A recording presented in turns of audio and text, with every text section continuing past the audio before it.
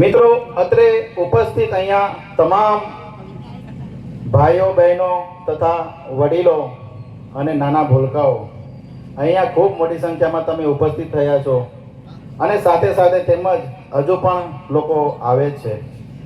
કારણ કે તમે જુઓ, મેં સોશિયલ મીડિયામાં હમણાં 2-3 દિવસથી શોર્ટ વિડીયો બનાવીને મૂક્યું હતું કે ભાઈ ચૈતરભાઈ વસાવાના સમર્થનમાં આપણે સૌએ એકત્રિત થવાનું છે અને તમે લોકો અહીંયા સ્વયંભૂ બધા એકત્રિત થયા તે બદલ તો આપ સૌનો ખૂબ ખૂબ આભાર અને એકવાર જોરદાર તાળીઓ આપણા માટે થઈ જાય.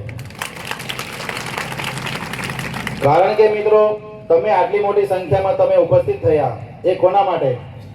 આપણા લોકલાડીલા ધારાસભ્ય ચૈતરભાઈ વસાવા માટે.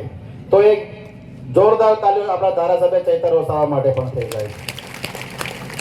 મિત્રો, હું ટૂંકમાં જ વાત કરીશ કે આજ રોજનો જે કાર્યક્રમ 1 લાખથી પણ વધુ સિગ્નેચર કેમ્પેન આપણે ચલાવ્યું હતું. 1 લાખથી પણ વધુ આપણે ગામડે ગામડે જઈને આપણે સહયોગ કરાવી છે આપણા ધારાસભ્ય ચૈતરભાઈ વસાવાના સમર્થનમાં. અને ગામડે ગામડેથી લોકોએ રિસ્પોન્સ પ્રતિસાદ સારો આપ્યો છે આપણને. અને હવે આપણે અહીંનો જે કાર્યક્રમ છે થોડું ઘણું હું જણાવી દઉં તમને. આપણે અહીંયા હજુ વક્તાઓ હજુ આવી રહ્યા છે અને ઘણા બધા વક્તાઓ બાકી પણ છે, આપણે સાંભળવાના પણ છે. મિત્રો, આપણો કાર્યક્રમ અહીંયાથી આપણે રેલી અહીંયાનો કાર્યક્રમ પતે ત્યાર પછી આપણે રેલી સ્વરૂપ જવાનું છે સંતોષ ચોકડી, સફેદ ટાવરથી જવાનું છે આપણે સંતોષ ચોકડીથી આપણે જવાનું છે કલેક્ટર કચેરીની ઓફિસે. સંતોષ ચોકડીથી આપણે જવાનું છે કલેક્ટર કચેરીની ઓફિસે.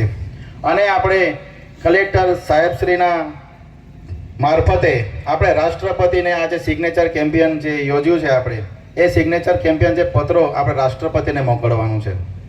મિત્રો, આ બધું આપણા ધારાસભ્ય માટે આપણે કરીએ છીએ ને? આપણે ધારાસભ્ય શ્રી ચૈતરભાઈ વસાવાને વહેલા છોડાવવાના છે ને? તો મિત્રો, હું ખાતરી આપું છું, આપણા લોક લાડીલા ધારાસભ્ય ચૈતરભાઈ વસાવા જેવા જ કાલે શકુંતલાબેન ચૈતરભાઈ વસાવા સહિત અન્ય 5 ખેડૂતો જેલ મુક્ત થયા છે, જામીન મળ્યા છે એમને, એવા જ આપણા ધારાસભ્ય ચૈતરભાઈ વસાવા વહેલી તકે જ આપણી વચ્ચે ઉપસ્થિત રહેશે. એકવાર જોરદાર તાળીઓ થઈ જાય ચૈતરભાઈ વસાવા માટે. મિત્રો, તમે આટલી મોટી સંખ્યામાં ઉપસ્થિત થયા એ તમારી લોકચાહના છે, લોકપ્રિયતા છે ચૈતરભાઈ વસાવા પ્રત્યે. આજ પ્રેમ બનાવી રાખજો મિત્રો. અને તમે હમણાં સોશિયલ મીડિયામાં તમે જોયું હશે, જંતર મંતર પર જે બાળકો જે છે સ્ટુડન્ટો એ પ્રોટેસ્ટ કરી રહ્યા છે અને ત્યાં પોલીસ દ્વારા તેમને લાઠીચાર્જ કરવામાં આવે છે. તો શું એમને અધિકાર નથી કે એમનો જે હક છે તે માગે? તો મિત્રો, આ ત્યાં જંતર મંતર પર ત્યાં ખોટું થઈ રહ્યું છે અને ત્યાં દેશભરમાંથી લોકો ત્યાં જઈ રહ્યા છે. પણ હું કહેવા માંગીશ, એક પણ બીજેપી નો નેતા ત્યાં આવ્યો નથી. કારણ કે સરકાર આખી મૌન છે. કેમ અન્ય પાર્ટીના કે અન્ય સંગઠનો ત્યાં જાય છે? કેમ બીજેપીના નેતા એક પણ ત્યાં જતા નથી? કેમ એ લોકો મૌન છે? મિત્રો, આનો જવાબ આપણે 2027માં આપવાનો છે કે નહીં? આપણે આનો જવાબ આપવો પડશે.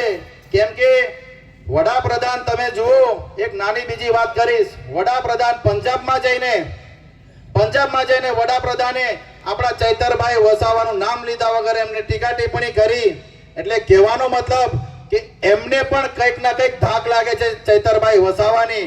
કારણ કે એમને ગુજરાતમાં તો ઠીક, પણ એમને પંજાબમાં પણ એમને ચૈતરભાઈ વસાવાને યાદ કરવા પડે.